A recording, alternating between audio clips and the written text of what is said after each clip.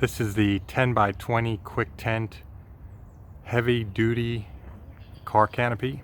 I've had this up for about 9 months now, and I'll put this video together just to walk you through some of its features, the things I like, some of the things I didn't care for. But first, let's look at some of the key dimensions of this canopy. The overall height, not including my extension, is 70 inches. Tubing is just about 1.5 inches in diameter.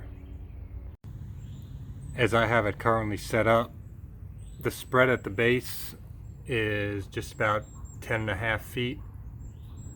I've got some concrete blocks anchoring this down. I'll go ahead and put up another video showing how I did that. I needed some additional height out of this tent, and this setup worked out really well.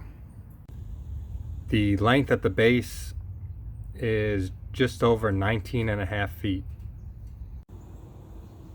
The width at the roof line measures a little over 9 feet, close to 9.5 feet. The overall height of the canopy at its peak measures a little over 115 inches. That's including the 14-inch extensions. So without the extensions, you're looking at just about 100 inches or close to 8.5 feet. Talking about some of its features, this canopy includes the reinforcement cables to add rigidity to the cover. This includes a turnbuckle in the center,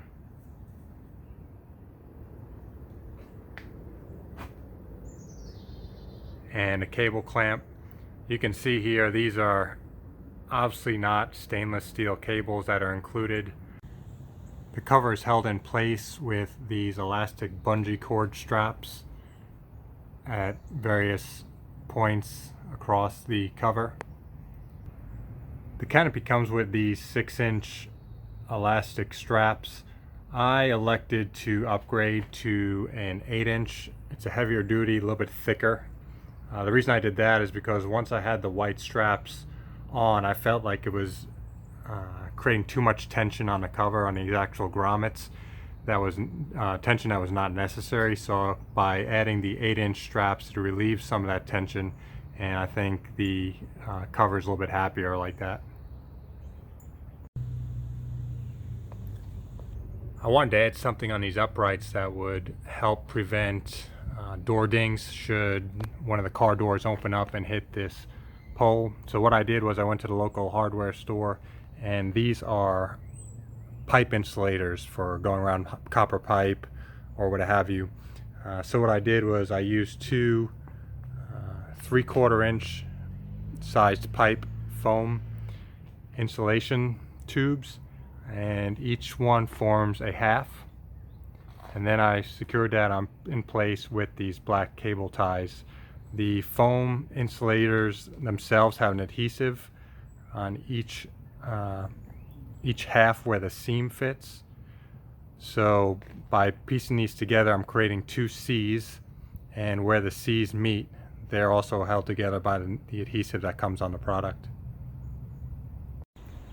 Each connector has these spring mechanisms that help lock the poles into place.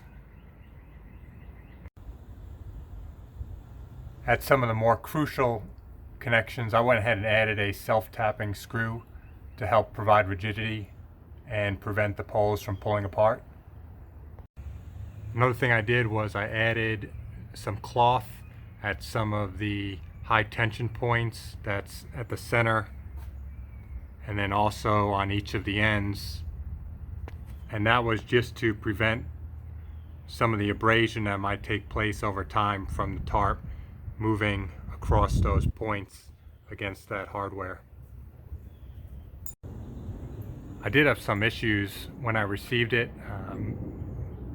Two quality issues with the cover itself.